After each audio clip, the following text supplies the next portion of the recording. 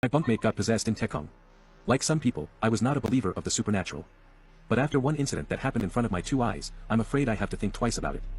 I remember the year was 1995, I was enlisted for the army after my poly and my enlistment date was beginning of August. As a young man, I drink, smoke, fight, what kind of thing never do before?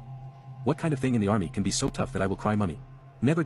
Such thing, at most if instructor Lao Lan, then report sick lore. On my enlistment day, the next day is an important day, the start of the Hungry Ghost Festival, so the first night when we went down for a night snack, I was amazed by what I saw. I don't know whether you have been to Tekong, but my camp was Camp 3. I guess it belongs to Cispec now.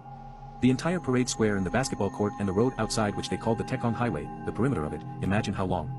At least 1 km. Entire perimeter filled with candles, at least a few thousand candles. This is very funny, army people so fit, use guns to fight the enemy, put up candles for what?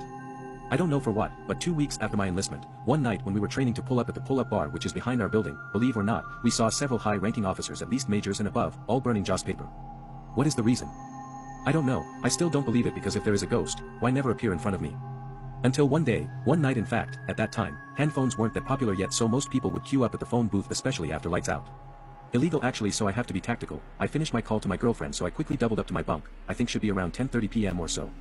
Just when I entered my bunk, I saw a figure standing facing at the window, facing the back of our building which is the forest. So then I looked around and noticed the last bed was empty so must be him, bear in mind it was very dark since its lights were off. So I went over to him and called him hey, you okay? No response.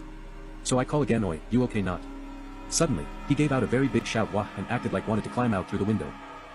This time a few of the bunk mates was awoke suddenly and wondered what happened, I myself don't even know how to explain to them, then I quickly switch on the lights and see what he is trying to do, fucking hell I thought he gone mad, cause he was trying to hug the window pane like a Spider-Man. So all of us tried to bring him away from the windows and can you imagine, 15 guys cannot even manage one man. He was so powerful, his hand can throw you to one side. We quickly called our duty instructor and he informed our OC who was sleeping in the bunk. He came with our INSIC.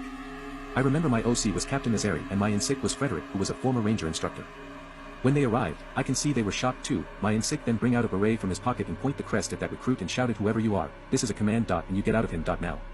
And believe or not that guy just collapsed on the floor. Unconscious. Then they moved him to the clinic and the doctor observed him for the rest of the night. What happened I don't know but what I heard was this, after dinner, a group of 4 guys went to smoke but instead of the yellow box, they went to the 68th story and the toilet facing the forest, which was an isolated corner, so they started smoking and chatting away. Now what happened was that toilet belonged to Jaguar Company and Jaguar do not have any batch at that time so the toilet was left locked. They were chatting loudly and suddenly, inside the toilet, there was a loud sound like people start throwing chairs or tables around. Upon hearing the sound, they all ran, except for one guy. That guy is the guy that got possessed. After they fall in for night snack, nobody noticed anything and until 1030 when he was standing at the window that's when I noticed him.